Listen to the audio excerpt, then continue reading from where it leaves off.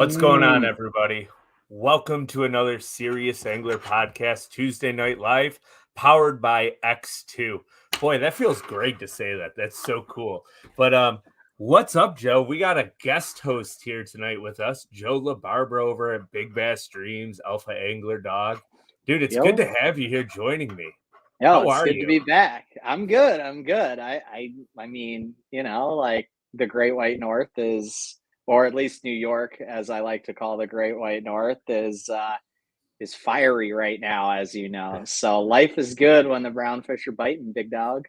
Yeah, it's kind of funny. Like, people make fun of me all the time because I get tired of catching brown ones because I catch them every single day, it seems like. I'm actually ready to go swing the hammer and catch a big green one.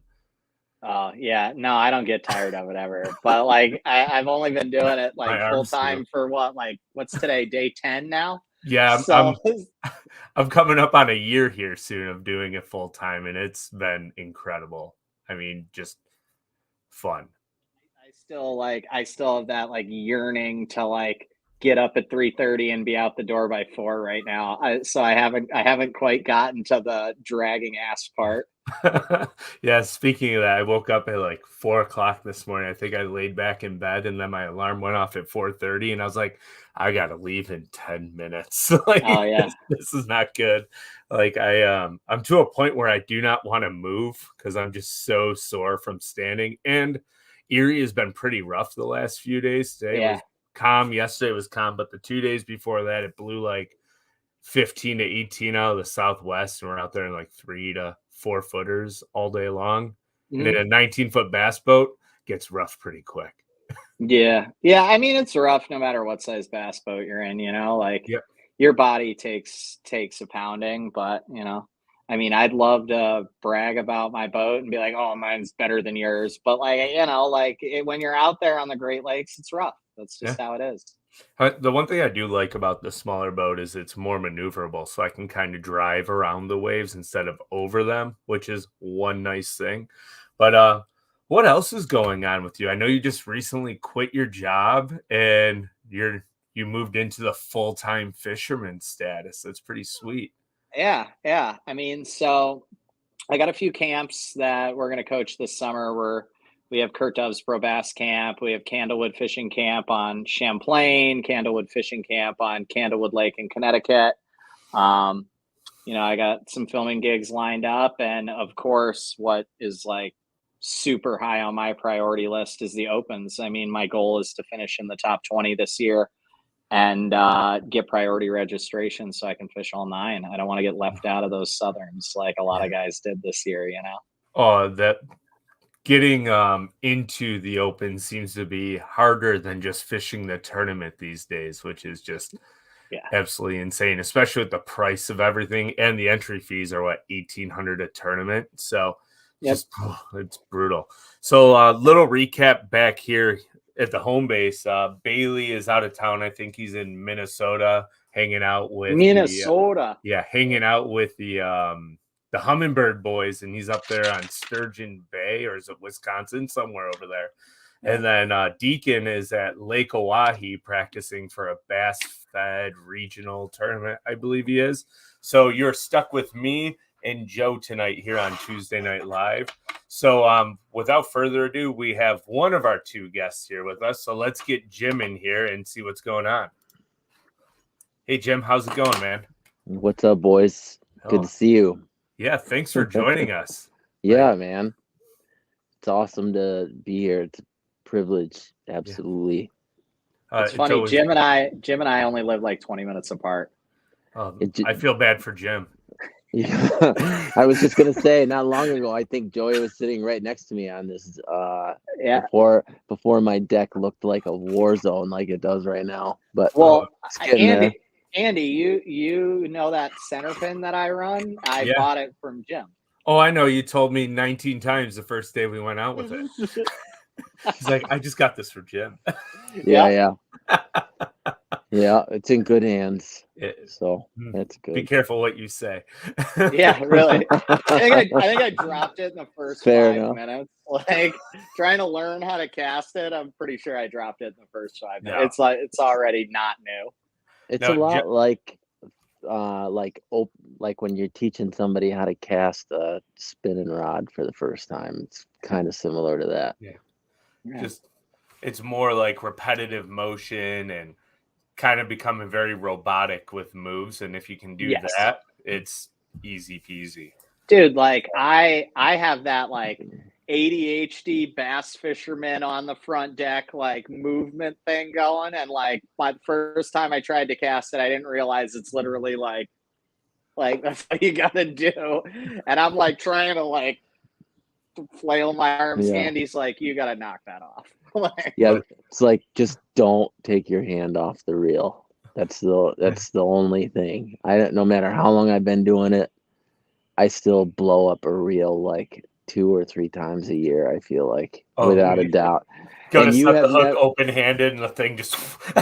and you've never really blown up a reel until you've free spooled a freaking center pin, and that is like the ultimate. I mean, even chucking a spinnerbait wide open into the wind will not do to you what a center pin can in a split second. Like literally, you're just like, what the hell? How did that happen? It was like literally a half a second. Yeah, or when you get like that real big one that's screaming on you and your hand slips and then they turn and come upstream, like there's just bloody knuckles. It's fun watching newbie center pin fish because everything goes wrong. Murphy's Law. Yeah. What will go wrong does go wrong with Joe LaBarbera. So, hot mess, man. That's what keeps it exciting. Yes, without a doubt. Oh man. So, what's up with you? I know you're doing some things still in the fishing industry. So, like, tell everybody about yourself, Jim, while we're waiting. Yeah. For So. Other guests. I'm kind of spoiled now, like self-admitted. I think I've been full-time. This is my 8th year full-time fishing, although I can't really say that I'm like a full-time fisherman anymore. I'm pretty much a fair weather fisherman now. I look outside and I'm like, it's too cold or it's too hot or they're not gonna eat good today. I'll just go another time. But that came after, like you were saying earlier, a very long time getting up at 3, going to bed at 2, and like eating peanut butter and jelly, not sleeping, like grinding my ass off. I remember I wrote man, I don't know how far back you want to go. My story is so crazy. Like the more I think about it, go ahead. like we got time.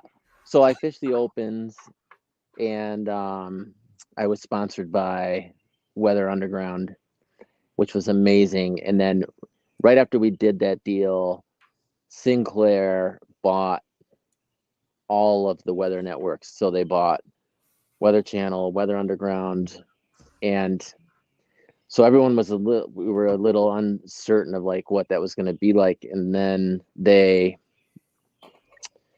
came and they filmed me at an open, which was insane. And day one, I fell on my face hard, zeroed. The only zero I ever had. And that was a very humbling experience for me. Day 2, I did a lot better. And but it was kind of too late.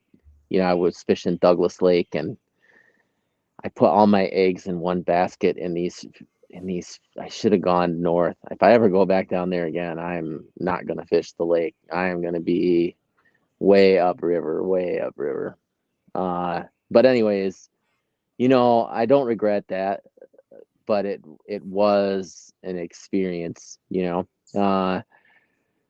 but at the end of the year, long story short, they combined, and Weather Channel said, the person in charge there was like, we're not really into the whole fishing weather thing.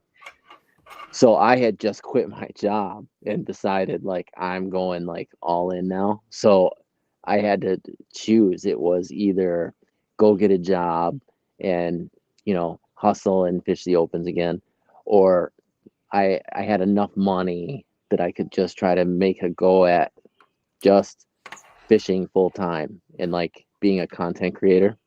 And so that was the decision that I made. And then I was writing everywhere. I was writing for like Outdoor Life, Field and Stream, Bass, FLW, and Weather Channel. And I got this opportunity to write a book. And, you know, that was the first time I learned the hard lesson of why it's so important to read fine print. And I say that was the first time because I wish I could say it was the last, but it wasn't. You know, no. but it was definitely the first. No. So I signed that book deal. I was super excited. It was a smallmouth book. I really leaned on like everyone that I knew, like Larry Mazer, Brandon. My God, it's gonna sound like a who's who, but that's really what it was like. Greg Mangus, Mark Zona. I'll come back to in a minute, but like everyone who is anyone, Austin Felix, I owe like a huge thank you to him. Like you don't even understand like how many people helped and to what level. So I drove all the way, I fished all the way across the country. I fished like every great smallmouth body of water you could imagine with some of the best guides on the planet at the best time to be there too. So it was like, just picture like being in smallmouth heaven for 18 months. And that's pretty much what I did. And I remember I was 6 months late delivering the book. I actually wrote the last chapter of that book from Ryan McCullough's office in his home on the day after Pearl Harbor Day, fishing with Zona in northern Michigan, freezing our asses off. You know, it was really incredible. All of them, everyone that helped me write that book. So I wrote the book. It was a tremendous amount of work. There were issues with it when it came out. They had made typos and things like that I even paid to have my own proofreader go through it. So I made sure it was perfect. There's a major error in there with jerk baits where they substituted the word jerk bait for drop shot. And like why they would so throughout the whole chapter, everywhere it was supposed to say jerk bait, it said drop shot. So imagine like how embarrassing that is, you know. Zona wrote the foreword for me for that. And when it came out, like debuted at #1, it was insane. It was like on the bestseller list at Amazon for like 10 months or 14 months, something like that. It led to my TV show that I had. But when I talk about fine print, like I had a choice. It was either I could take a big payment up front for the book or I could take a royalty deal. And I thought the royalty deal was going to be the best way to go. If I had read the fine print, I would have seen that the publishing company had to recover a ridiculous amount of money before I would get a royalty. So that book came out in 2016. I have not seen a nickel. It's 2022. So just so you know, like read the fine print. It's so important. Jeez. And I don't think I've never gotten a chance to tell that story before, and definitely not on a platform where people could hear and know. You know, I think there's a perception among people that I made a ton of money off of that. I didn't make a penny. I lost money on that between driving everywhere. You can't imagine. Let me break it down for you. I was like, this is going to be so easy writing this book because writing is so simple for me. I sat down, I wrote my first chapter, I counted all the words. I was like, okay, that's cool. I needed to write 75,000 words for this book. So now that I know that this chapter is 800 words, this is how many chapters I'm going to need in order to get there. And these are all the chapters I can write. So I was going to need like 80 chapters. And I was like, well, that's way too many. I can only think of off the top of my head like 30. So then I was like, I got to go back now and write more. I got to expand this chapter. and I couldn't, because I got to a point where I was like, people aren't going to want to read it. It's going to be, I'm giving them redundant information. Yeah. So finally I get to this point where I'm like, okay, this is the absolute longest I can make that. Then I'm just going to write about trips and experiences and these people that I fish with. But literally, I can't, like, driving to these places, coming back, staying up till 2, 3 o'clock in the morning, trying to write, raise kids. Like, it was an experience, that's for sure. I've been asked a couple times, you think you'll write another book? And I always tell them the same thing. Hell no.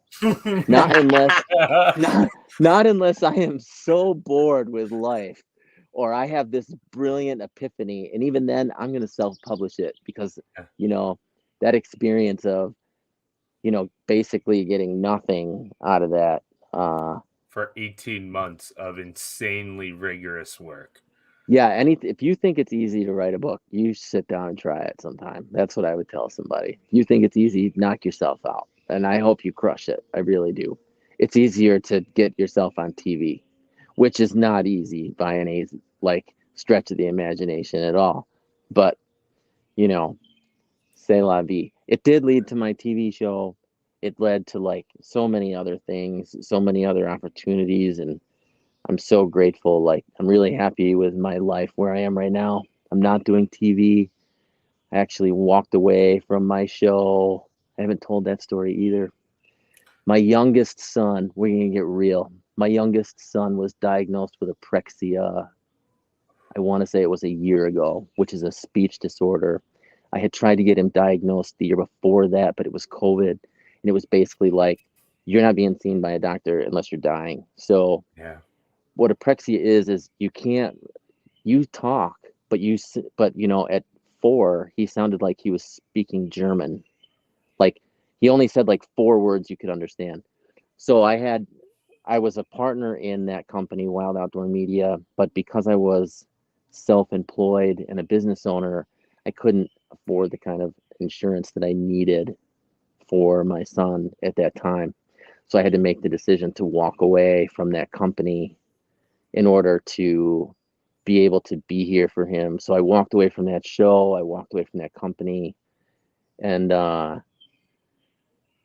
decided to just dedicate myself to being there for him and focus on that. I don't regret that one bit. It's been an amazing year. He's come so far. We just had his peer review session, and it was great. They're going to let him stay in that school another year, which was important because it's not his district, but I fought pretty hard to keep him there. I was ready to come unglued if they were going to send him to this other school, but maybe I tell that story another time. But my point is that I still am a content creator right now, but in a very different space. And I went to Nancy's full time, Better Insurance.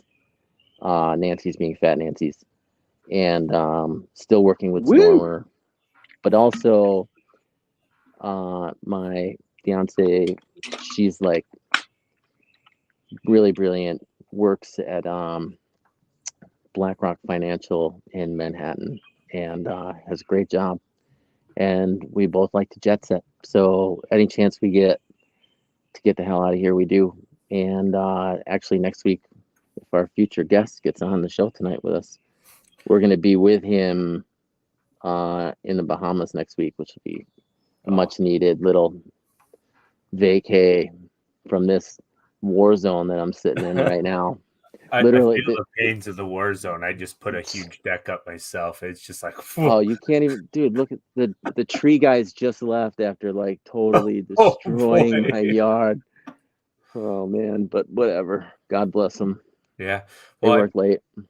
That's awesome. One thing I can say that is really important to have is in the situation that any fisherman is in is the fact to have a very strong support system, to be there for your family. Fishing is great. Fishing should always come second to family, though. Always, no matter what you're doing. So even outside of fishing, the corporate work world, I cannot talk. I apologize. family should always come first. And if you're in a negative spot with where you're at in your career, you might want to refocus your center of life to family, more family orientated. That's one of the main reasons why I quit my job last summer, is the fact that I wanted to spend more time with my family. So, because I'd Yeah. never seen them working 40, 45 hours a week and fishing on the weekends, tournaments, guiding, etc. Like, I was never home. It sucked. Yeah, I don't miss those days at all. I can tell, like, Jim's fiance and himself invited me into their home one day this winter, and Jim's just the most we relaxed didn't know him well then. Yeah, right. That sounds like No, great no, prep no, no. decision, Jim. I'm He's just great. kidding. Joey's great. He's welcome here anytime. We had a great but time. but I can say it's like the most relaxed, like chill environment ever. Like you can tell Jim's very happy where he is in life, and he has tremendous support. Like what an amazing woman, and what just a great household to come home to. I'm sure you're stoked every time you get home from freezing cold Pulaski. Yeah, I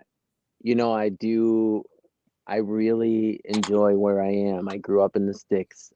You can tell how quiet it is here. I'm sitting outside, and I'm only like 3 minutes from downtown Binghamton. So like downtown. Yeah.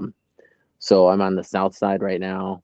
Grew up in Oxford, graduated with 50. Like born and raised in Oxford, but really I would say I grew up probably in Smithville Flats. I in some ways I still connect Smithville more to like going home than I even do Oxford. I don't have any family anymore in Oxford. Most of my friends have left Oxford. Smithville though, like I still go to the Smithville store. I still see the owner. She gets like so excited when I walk in. I'll drive 40 minutes just to go get a sandwich and a cookie, which by the way, you're not going to find a better sandwich and cookie anywhere in New York State than the Smithville General Store. I'm telling you right now. You might have to send me the pin to that if I'm ever down that way. I was gonna my say, I God, love a good dude. sandwich and a cookie. Like I'm a man. fat kid at heart here. Give me good food, good Listen, snacks, and I am the happiest person alive. I'm not just blowing smoke either. Perrick and John B came. They stayed with me for 2 days. We fished all over the place up here. I took them there. John took after his second bite. He looked at me with a mouthful of chocolate chip cookies and goes, "This is the best chocolate chip cookie I ever had in my life." I said, I know. But You have to it's tell just. me. I asked her one day. I was like, Jules, I gotta know what's the recipe. And she like looks like this, and she's like, it's the back of the Nestle Toll House. And I said, stop, shut up, it is not. And then she stopped me. She goes, made with love. And I said, yeah, that's what I thought. But dude, it's like an episode of Friends. it ain't the Nestle back of Toll the Nestle Toll House package. Come on now. Like I ain't ever had a chocolate chip cookie from the Toll House package.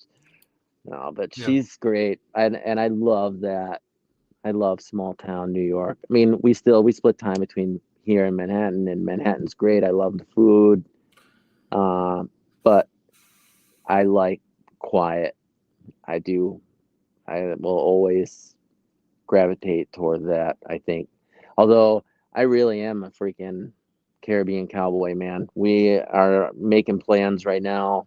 We hope within 10 years we're going to be down there like at least half time. I don't exactly know where yet. Anguilla is, I have a soft spot in my heart for that island for sure. And can definitely say the same about Bahamas. Andros was like, it was hard for me to leave there. And prior to that, man, like I liked some places that I had gone to. I loved going to Bali. I cried when I left Bali. But part of that was that I knew, I think, it, there was a big change that happened when I left there. We switched producers, we switched the whole crew, the camera crew, and I think I knew in my heart if I ever went back there again, it was not going to be with that same group. I knew it was coming to an end. I had a different creative vision and a different direction that I wanted to go in, and they were all incredibly talented, but it wasn't going to it wasn't going to work for what I wanted to do. And so decisions had to be made, and they were tough. So, but Bahamas, when I was there, first day there, I was like, man, they're going to drag me out here kicking and screaming. That is what I said. and I meant it. And I'll tell you a fun fact about me.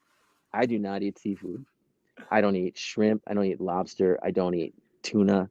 I'll eat tuna fish in a can. I'll eat salmon once in a great while. Lobster maybe. But I don't eat, as a general rule, I don't eat fish. No pesca. And when I was in the Bahamas, it was family style sit down dinner. They fed you what they fed you, and 5 out of 6 days, bro, was seafood. Yeah. Every night. Oh no! We land in Nassau, and they're getting the bags. And they're like, "Where's Root?" And I had fucking beelined it right for Burger King to get a Whopper. Right. I needed red meat so bad. I was like, I don't give a shit about my bag right now. I need red meat. So I'm gonna eat my own arm if I don't get a hamburger or something like right now. Oh my god!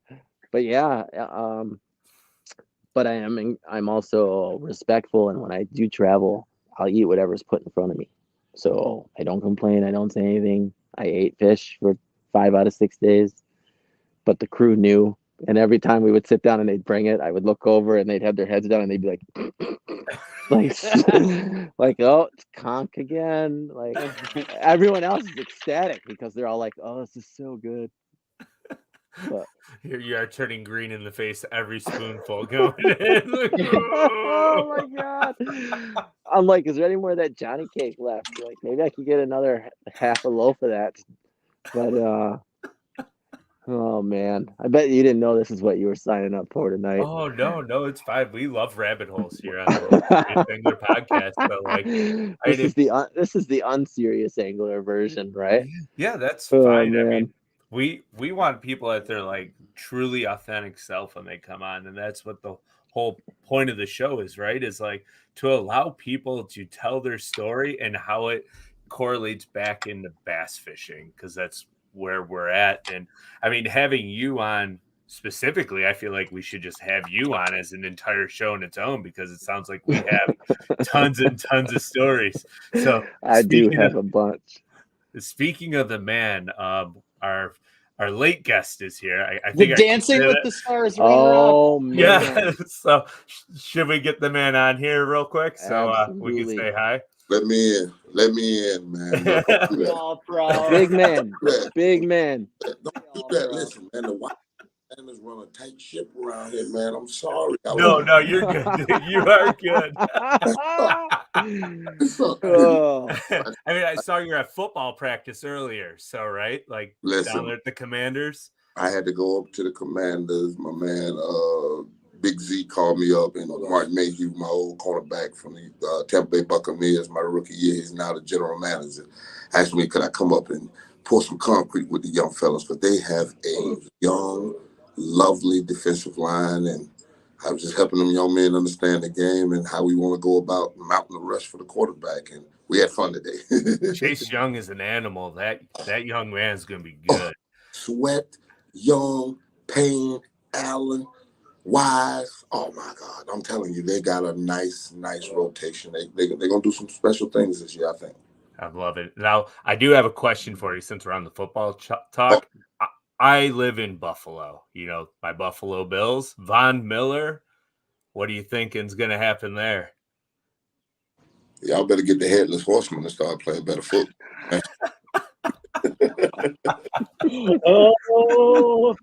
Are we calling like a Bucks Bills Super Bowl here on the Serious Angler Network? I don't have a problem with it. I had a wonderful time at the Bucks Bills game when I was sitting with Josh Allen's family. Oh, that's awesome. Oh my God. And I had no idea that his family was in the box with, Will Packer, because that's whose box it is. But some kind of way, I guess they done sold a couple tickets. It's nice little piece of change. Okay. So I'm sitting there. I'm like, the headless horseman can't beat us. and Will Packer looking at me like, who are you talking about? I'm like, the quarterback. What are you talking about? This is one headless horseman. So he had, and this is like end of the second quarter. I said it like 5 times. This is the first time Rick heard me say it. So I leaned forward to him. He's like, yo, man, you know that's Josh Allen family in this box with us. I'm like, what? Oops. I'm like, wait. I said, well, hey, you know me, I don't got a filter. I'm sitting in Raymond James Stadium in Florida. So if you want to fight, you can beat me and my homeboys outside. So I'm not worse than any Philadelphia Eagles fan. I promise you this. I'm no fan. So I'm having a good time watching my team play. So Josh Allen is leading this second half comeback. And I have video of this. I'm going to send it to Ruth so you can send it to y'all. You got to see this. His family in the box singing, Holy Spirit, activate. And they're coming back inside the game. I'm like, there's no way we I wouldn't mind that at a Super Bowl. My Bucks did win that night, so I wouldn't mind that at all. I don't mind that. That was one heck of a second half comeback. Oh my God. Coin flip, right?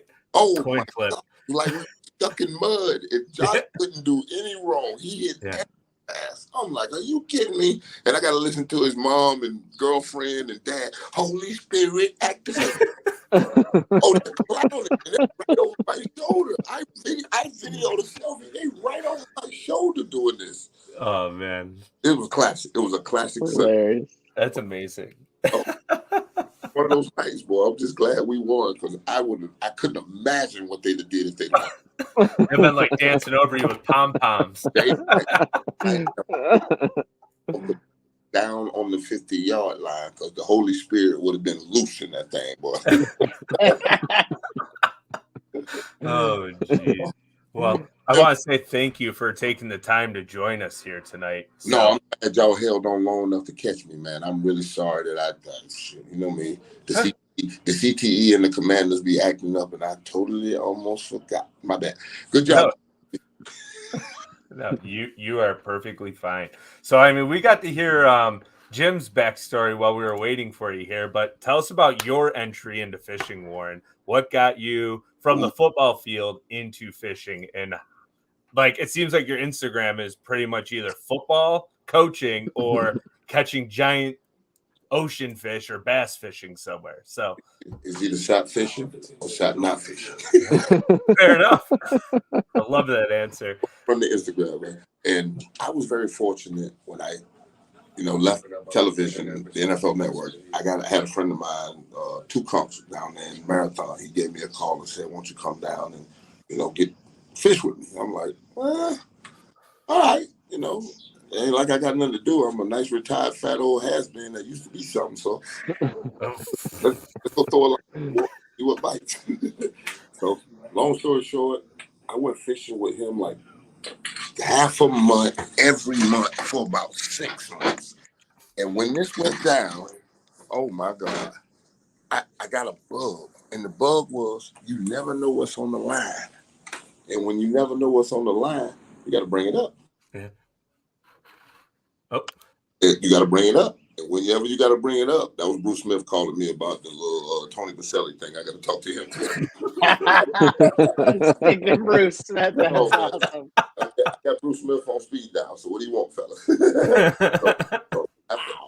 After I got into the fishing, and it was just the next adventure, the next fish, the bucket list fish, the marlin, the sailfish, the rooster fish in Costa Rica, the tuna that jumps out of the water with the spinning dolphins over the top of them. I mean, it was so many. Then the giant bluefin tuna up in PEI, up in North Lake. I mean, it was just, what was next? You can't stop it. It's almost like an endless line of quarterbacks and one-on-ones all day long. A football game, they're going to throw it 50 times, and I get one-on-ones all day long. On me to bring it home, baby. So, I mean, I've gone to Guatemala. I've gone to Costa Rica. I mean, I've caught my first marlin in the Abacos with my man, Top Notch, old Pat, and, he's a big-time Eagle fan. I went to the championship game with him. I mean, I found so many other things since I've been retired. It's Bruce Smith again. Yeah. But, Bruce Smith is trying to get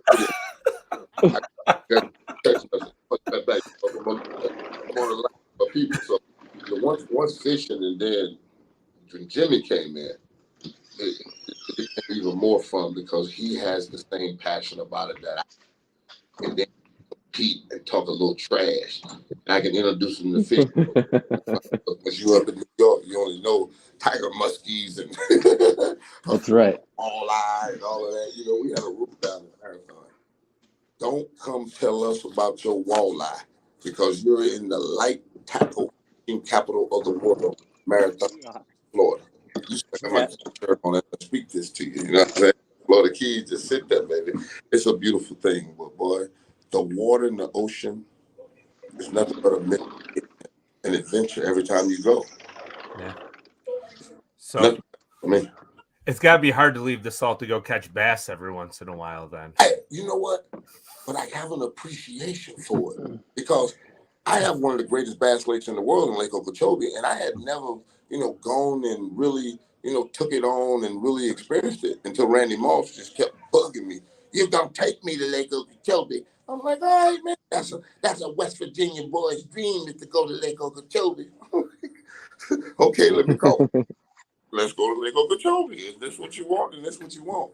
And once I found shiners do that to them, I have money for shiners. I don't have a problem with it. You know how most people have shiners is expensive. I'm like, yeah, but they catch fish or they die trying. 100 Let's go. Yeah. He came up to Erie. He fished with Mazer too. Yeah, I remember. Right out of Buffalo. Last summer or 2 summers ago? Last summer, yeah. 2 summers ago. Yeah, I remember seeing Larry post about it. I talk to Larry quite regularly. We fish tournaments together. Larry got the big rig. Yeah, that thing's bad. Like throwing the dreads out there, boy. That thing there is righteous.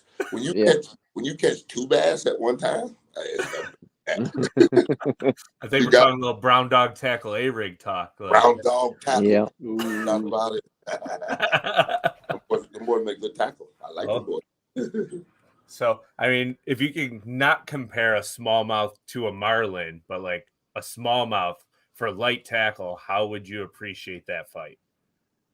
I really appreciate every fight that I have with a fish because as someone who was pretty much birthed on Lake Apopka and, the canals and the mucks with garfish and the different things we caught. I mean, I got rigged into saltwater fishing by a friend of mine that took me on a 50-foot Viking. So when you sitting on a 50-foot Viking, that's country club fishing. Yeah. And I had the very unique ability to be able to pay for trips like that. So I never did anything other than that. And sitting on a bass lake, that sun's gonna cook me. You see this tan? I don't know this thing.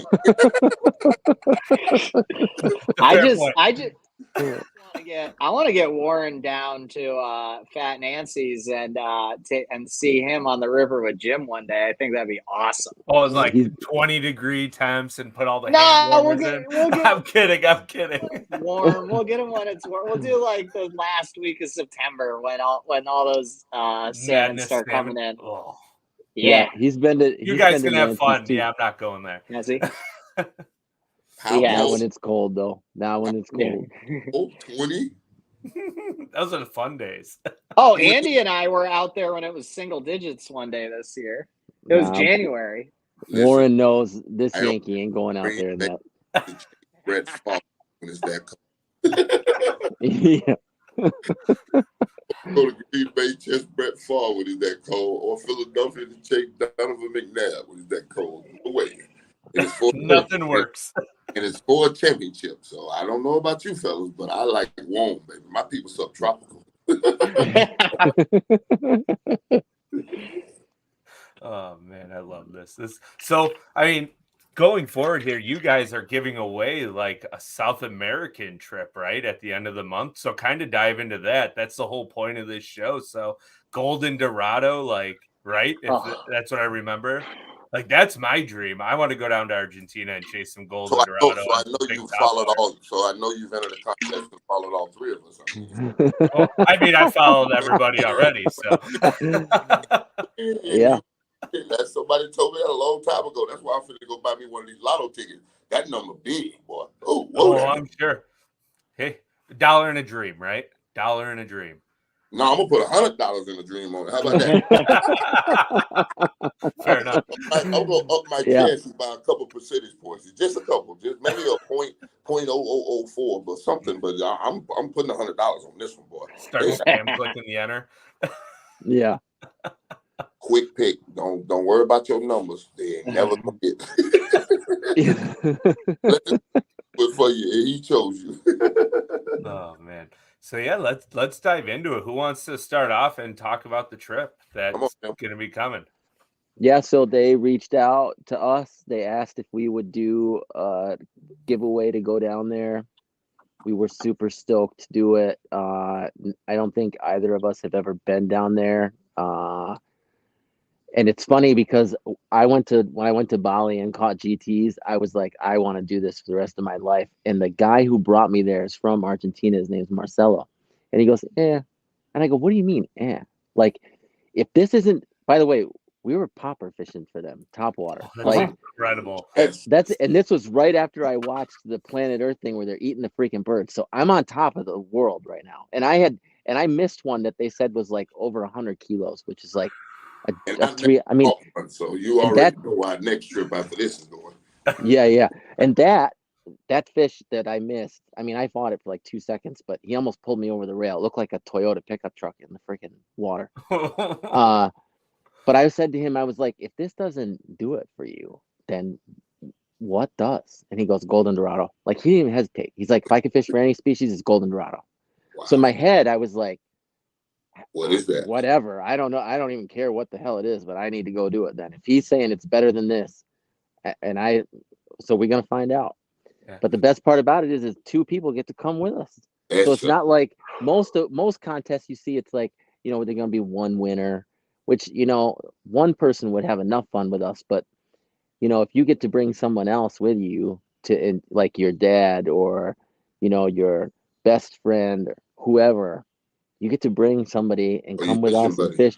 Yeah. 4 days, 3 nights, like all your meals, all your drinks, all the shit talking and stories and like everything else. I mean, it is an absolute riot when we hang out. I'm telling you right now. And then you're gonna have Golden Dorado breaking hard baits in half when they hit the top. Yeah. You gotta have GoPro out. I gotta see this because I've caught a rooster fish. I don't think you got a rooster yet, do you, Jim? No, I don't. No. See? That's the fight I've had of my life. Like the GT you talk about, that's the rooster for me. He come up out of the water with them little 3 things on the top. Boy, boy, I'm telling you, boy, fishing a whole other division, dog. When you talking about jumping and flying and man, the stuff they do is just beautiful. I mean, come on. Yeah, like I think it was like 15 years ago. I was watching like ESPN early in the morning. It might have been 20 years ago, and there was a TV show, and they were fishing like a spillway in Argentina for Golden Dorado. And all I remember is they're throwing like metal lures, and they're like, yeah, they don't have quite the action of like the Rapalas do, but every time we throw a Rapala and hook one, they break in half like instantly because they're so strong. Oh my God. And I'm like, I need to go down there and do this one day. Like, and it's on, I think they use light tackle. They're like the hardest fighting, like 20 to 50 pound fish you can find anywhere. Like they're insane. And we're going at the absolute best time of year to go. It's first of all, if the winner isn't able to go with Warren and I, they have a full year to use their trip. But if they're going with us in November, it's going to be perfect weather. It's coming into their summer. The rainy season has ended. The water's clean, and we should hook on average like 30 a day. Calm down. Stop it. That was perfect. Listen. I went to Guatemala where you can hook 55, 60, 80 shellfish in a day because they have them tagged. They know exactly where they're at. 30, what? Then they're going to fight like GTs? Oh, buddy. Out. You better wear extra deodorant and bring extra clothing for sweats because it's going to be warm. Wow. Bring it. I've been to Guatemala too. That is one of the places he and I do have in common, and that is the sailfish capital of the world. Pacific sales, the big ones, the big ones. 120, 130, 140 sometimes. Yeah. The fastest swimming fish in the ocean. Oh, monsters. And they are at you. And they are aggressive eating. Aggressive. The first, you getting a sailfish or you getting Sancocho, nothing back but the head. Yeah. First big one I ever caught. I'm fighting it off the back of the boat. All of a sudden, to my dead left, I see this sail jump out of the water like this and go crazy. And I go, "Oh, there's a big one over there." And I go back on the rod and they go, "That's your fish." I said, no, my fish back there. He goes, "That's your fish." And all of a sudden, I see my line go like this. And it shoots a freaking rooster tail like 15 feet in the air, the line. And I'm like, oh my God. What did I sign up for? Could not believe they're like giant smallmouth on crack sailfish. If you like smallmouth, you should go catch Pacific sails. That is like the ultimate smallmouth bass right there. It's a Pacific sail. Yes. Oh, that sounds like fun. I think I'd be terrified though to like get zinged by the line flying by. Like one of my biggest one of my biggest questions that comes to mind though is like, aren't usually those trips like relatively remote for those golden dorado? Like, how's Jim gonna eat if they're mostly like eating fish while they're on those trips? Oh no. Chicharron. Got a lot of chicharron. They got sausage. They got the whole 9 yards. But okay, all right. So Jim will be okay. And I guarantee you there's a yard bird running bound in The food is like 5-star. We've posted some pictures of it. It's amazing. Wine. I mean, it's Argentina. So it's like paradise. That's awesome. Wow. I am envious because I know I probably have 1 in a million shot to win, but it only takes one. Well, Andy called and asked me to be on, and I was like, "Well, dude, I don't think I can win the giveaway if I'm on the show." I'm like, "I don't know. I don't think I could possibly win. Like that really decreases my odds. I feel or it might be questionable since you and Jim are pretty close friends too, right? Like in a way. So like if you've been to Jim's house, then you might automatically get qualified. Yeah, but no one would have known I'd been at his house. No one would be like, an automatic DQ. It was a shady deal. I've never been. I'm not DQ.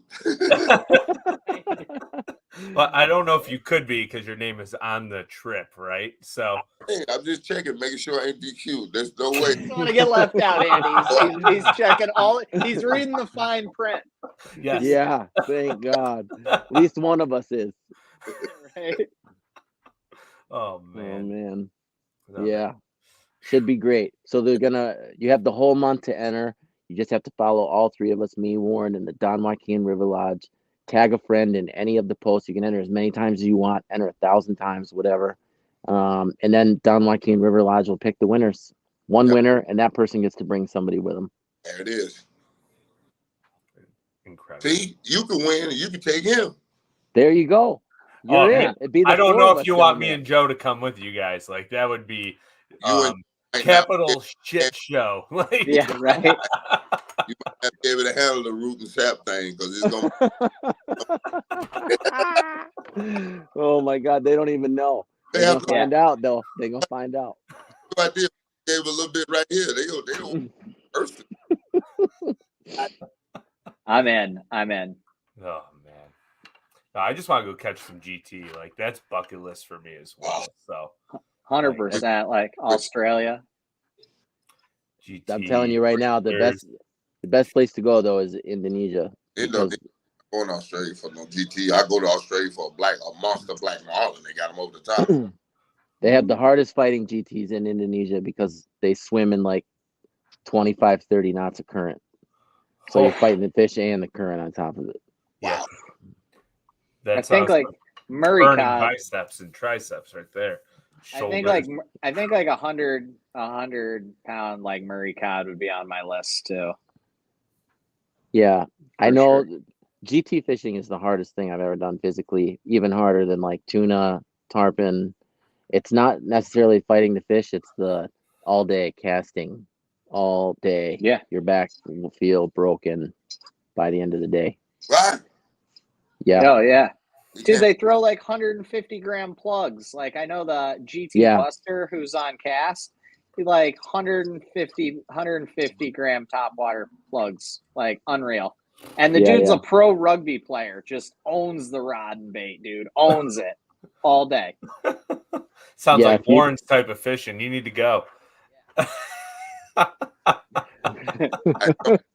told you I got grandfathered in the country club. Let's get on the back of Fair. Oh man. Go with a cold one in your hand, because I have a rule. You can't drink all day unless you start early. That's right. Bring the dirty girl. Oh, you better know it. The transfusion is en route. Oh man. Sounds like anybody who wins this trip is going to be in for a party, is what it sounds like to me. So if they can wake up in the morning to get on the boat. With you, they're gonna get way more than they were thinking. Yeah, right. That's right. That's right. We bring the fun. Party in a box. Oh boy. That's awesome. And all this saltwater talk though has me like jonesing to go catch, because me and Joe's buddy is a guide up in Cape Cod for big tuna, and I'm like, I got to get out there just to go chase some tuna now. Oh no, they're up there right now, because DJ just went to Gloucester. They're up there. Oh, that's why have you talked to Matt lately, Joe? Yeah, I talked to him like 2-3 days ago. I mean, I don't really think he's started doing his charters yet. I think Matt's favorite season though is like, like late July, August, September, and then it's top water in October. So, I mean, those are the problem with October though, is the weather starts getting pretty harsh up in Gloucester. So like, I think they really only get out like 40% of the days they have booked. Like, it's incredible when you're out there offshore fishing topwater for bluefins, but I don't think they actually get to leave the harbor like more than like 40% of the days. Even September can get dicey. Mm-hmm. But I'll be up there more in end of July. I'll send you the dates that I'm going to be there. I'll be there for like 5 days in July. You meant Joe, right? You meant Joe? Yeah, I said Warren, but I misspoke. I meant Joe. I knew I wasn't coming. I'm like, damn, I'm missing another trip. Warren, when are we? What else have we got planned? What else are we doing? I'm trying to think. We got some what Bucks, adventures do you two some have Bucks in the games. future? Oh, we're going to see Tom Brady in the Bucks. No doubt about right. it. No doubt about it. We're going Go. for a certain friend of mine's 40th birthday. So just check the ground. You'll see the Root and Sapp thing going down, baby. Trust me. We easy found. That's right. We'll come at you live next week from the Bahamas. Yeah. Dang. All right, just rub it in. I'll be up here catching smallmouth. I was gonna say I'll be on the Thousand Islands next week catching brown beasts, the northern tiger tunas. Ooh. Yeah, we leave on Saturday. We'll be Thousand Islands for like 10 days, 12 days, something like that. Enjoy. Yeah, dude. I was thinking about diving, go kill me some lionfish down in the Bahamas. Or some detail on top of that conch salad they got down there. Jim's face. Jim's already turning green. Yeah, right. And like nice conch and stuff, but he does try. He does. See, told you. I told you. He's a guest in your home. He will eat. Good thing he's not allergic to it. He'd be dead by now. Yeah, no shit. Oh my God. Can you imagine? Oh, some of the places I've been, if I found out I was allergic to some shellfish or something, I would have been dead. Holy shit. You ain't getting help out there. Not a chance in hell. No way. Oh. Well, guys, I appreciate you having us on, man. I really do. And the woods of where am I at? Leesburg, Virginia is getting dark on me, and I have no light to help me out. Right. Yeah. So just real quick before you guys go, I have one last question for you. It's a question we ask for everybody who is new to the show. Okay. If you could sit down, have a steak and a beer with any three people anytime, so it could be before Christ, after Christ, who would those three people be and why? And they don't have to be fishing related. They could be anyone in the world at any time. And Warren, I'll let you go first since it's getting dark there. Damn. Three people at any time. James Baldwin, W.E.B. Du Bois, and Malcolm X. Dang. Sounds like a good steak and beer party. Steak and I beer don't think party. everybody will be eating, but it'll be plenty talking. I won't say a word. I'm going to listen the whole time. Yeah. Not about it. Great conversation piece. And how about you, Jim? Man, that's tough. They're in Buffalo too. I think I would say Hunter Thompson, Mike Tyson, and Jimi Hendrix. Ooh, Nice. the left-handed guitarist. Yeah. Now put them all six Voodoo together, Child. and you'd have great Oh my great God. conversation. Oh my God. Bring the wine. Just bring the wine. Right? That's why I want James Baldwin and E.B. Du Bois. And I just want to be around Malcolm X by any means necessary. I mean, come on. There it is. Love it. So That's This was so so incredible. great, guys. Thanks. Jim, it was awesome to hang out with you, and Warren, it was a pleasure meeting you, buddy. Thank you for your time tonight, man. Talk to you soon, guys. Yeah. Thanks again. Thank you Have a good guys one. Thank you. so much. Later, fellas. Later. Oh man, what That a couple of awesome dudes, Yeah. Andy. We didn't get to talk much about bass with them, but just having Warren Sapp on the show for the night, absolutely incredible, like insane. And it sounds like we need to go saltwater fishing more. Like, yeah, and like honestly, like Jim's very, very humble. So like he won't bring that stuff about like how he got to the point in his career. Like he's not one of those guys that drops like, oh well, when I was fishing with this dude or that dude, like I haven't even heard those stories from him. And Jim and I talk, probably 4 times a month, and I've never heard him say any of those things. So it was kind of cool. It was kind of cool to get him to open up. I love how this platform that you guys have created offers that opportunity to learn some really like in-depth things about people. Yeah, I think we'll have to get Jim back on here because I'm extremely interested in the rest of the stories. And I think that'd be like a great set piece for this network going forward, just to have his story on, just because of everything that he's done in the last 8 to 10 years. We should shoot it at Mucky's. Oh my gosh. Could you just imagine the stories that would go down? Like, oh my gosh. at the picnic table in the kitchen. Like, oh my gosh, dude. I'll bring the audio. We'll all 4 throw on headphones and hook up 4 webcams, and we'll all just sit around a table and just go nuts on it. Oh, and then Mucky's laugh just every time he walked in and out of the little kitchen. Oh my gosh, that'd be so great. That'd be so great. Yeah, dude, I'm looking forward to the Thanksgiving trip up there. Like, I hope we can make that happen this year. So. Oh, I'm in, dude. There's, I'm a bachelor. My schedule's good as long as I can eat Thanksgiving at about 2:00 at Mama Dukes' house. Like, I'm good to be on the road whenever after. Well, that's fine because we usually leave Black Friday morning anyways to get up there. So. Oh, yeah. I know. I think you called me while you were driving last year. Yeah, probably. So, but I mean, it's a fun time. I want to say thank you for co-hosting, but so everybody knows real fast while I have you on here, what is going on with you for the next like 10 to 14 days? So I have some buddies coming into town from Cast.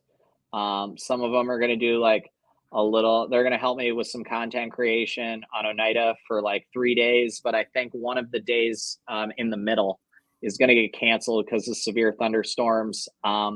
You've seen on like FaceTime Tackle Heaven, which I have created to surround me. It is the walls in which I reside. And Oliver and Riley are here as well from Big Bass Streams. Big Bass Streams is founder. So they've been hanging out. We're going to pick up Clint from Cast, do some personal stuff for a couple days, probably be at the Thousand Islands for about 10, 11 days after that. And then I have a week to practice for the Oneida Bass Pro Shops Open. And then I have Kurt Dove's Pro Bass Camp. And then I have Candlewood Bass Camp on Champlain. And then I'm going to shoot kind of like a passion project, like a big baits thing on Cayuga with a friend of mine who actually owns log jam fishing, but he also he has this company called Bodega Media, and they did a lot of the videography and photography for the NPFL last year. Awesome. So Rob didn't renew those contracts. He went on to kind of do more freelance stuff for individuals in the NPFL this year because it gave him more creative freedom. So him and I are going to start trying to get some big bait stuff to Oliver has this really cool series called Bust the Bubble. And I kind of want to try to get my own going so that I can supplement my like tutorials and teaching on my YouTube channel with something that's just like shot in a really cool way. And I mean, I've got a little storyboard kind of built for it. So I'm excited, but hopefully I'll be on Erie at some point with you this summer catching donks. Yeah. I think my fun bite is going to be depleting here the next few days before I get out deep. But if you need any help with that swim bait fishing stuff, I know a little lake out here towards me that has giants and they like big swim baits. Well, maybe when Clint leaves, but Ryan is at the Thousand Islands with me for a couple days, maybe we just slide over with you. And even if we can't get on the big lake we'll go topwater fishing. Yeah, we'll go slang some stuff around for some Mr. Green Jeans up in your neck of the woods. Not just green jeans; these lakes have 6 and 7 pound smallies. So, yeah, like you're too kind to share all this stuff, Andrew. And that's what happens when I am a guide and I guide on these lakes as well. So, like we know some of their hunts, not all of them, but we know some of them. Yeah. So you're ever the best, learning. Dude. Hey. Your knowledge is overwhelming. Friends help friends. That's all that matters. We got each other's backs, buddy. Thank you for helping out tonight and joining us over here. Thanks for having me. Oh, of course. And I know you guys usually go live on Thursday nights with the Big Bass Streams at 9 p.m. So for anyone who is listening to this on MP3 or tuned in tonight, make sure you tune into the Big Bass Streams podcast, 9 o'clock on Thursday nights. I believe that is Eastern time, 9 p.m. Yep, 9 p.m. Eastern.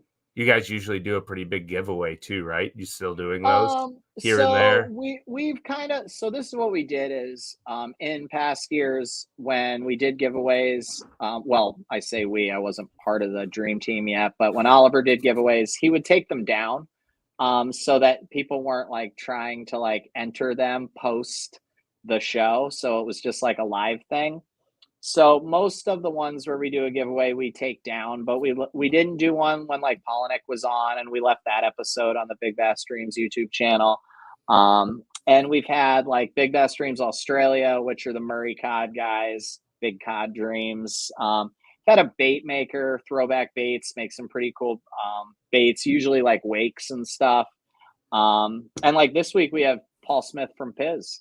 Oh, nice. So, yeah, dude. So Paul's been in the industry for 10 years. He's been making baits now. So, we'll have Piz on Thursday at 9. And I don't know. We haven't really talked about whether we'll do a giveaway or not, but Paul's awesome. I've listened to some of the other podcasts he's been on. And, of course, I know how sought after his lures are. So it'll be pretty exciting. Awesome, dude. That's a great way to end it. And good luck with your show on Thursday. I will try to tune in. It's been a hectic couple weeks for me. Like, I feel like I should have been in bed 2 hours ago. I am What's so dang exhausted. I always do this. Do you guys point the wrong direction on your show a lot too? Always. That's why I just go like this, double guns. Yeah, nice. What I know you guys do stuff on Thursdays. Usually you do a pre-recorded episode, Yeah, right? we just record. Right now I don't have anything planned. I haven't had a chance to even really like dive into social media because I've just been so dang busy. So I gotta find somebody. So be on the lookout for a show on Thursday night. Well, Friday morning it will be launched, and we'll figure that out here. You shortly. guys did a fantastic. I believe it's was Garrett's 3rd episode. You should get another. You should get Destin's like 4th or whatever episode in. Well, I mean, I've been trying to like expand my branches when it's just me instead of just getting like my friends on, right? Like trying to get people that I don't know personally to see if I can get on. There's a couple I'm waiting for a response from, so we'll see how that goes. I'm waiting for like a Wes Logan. Wait, he was just on the other. Oh yeah, that's right. Yeah. Oh, that's right. Or a second red wine episode, Yeah. Well, maybe we can just get Oliver on like next week or something while you guys are all together up in St. Lawrence. See, there you go. Yeah.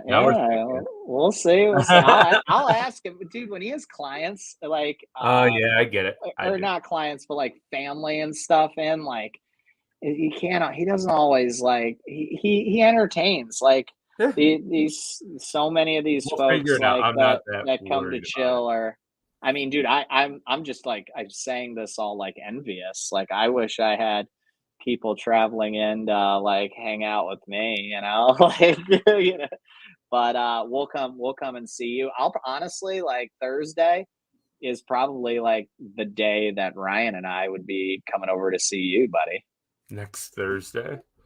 Yeah, like 8 days from now, probably. Yeah. I'm free. Let's do it. Ooh. Yeah, I am free the 22nd and 23rd. Friday is no good for me, but 22nd, 23rd, I'm open Wednesday, Thursday. So sweet. We'll get out and jam on them. Dude, you know me, like I want to go jam on them deep. Like I tried to get out for this post-spawn bite, but when they get even deeper, that's even more fun. Yeah. 100%. Sweet. So, sweet. All right, man. Well, thank you again. I'm going to let you go. And for everyone who tuned in tonight, thank you so much. And make sure you go over and check out Warren and Jim Root's social media posts about the giveaway to go chase some big golden Dorado down in Argentina.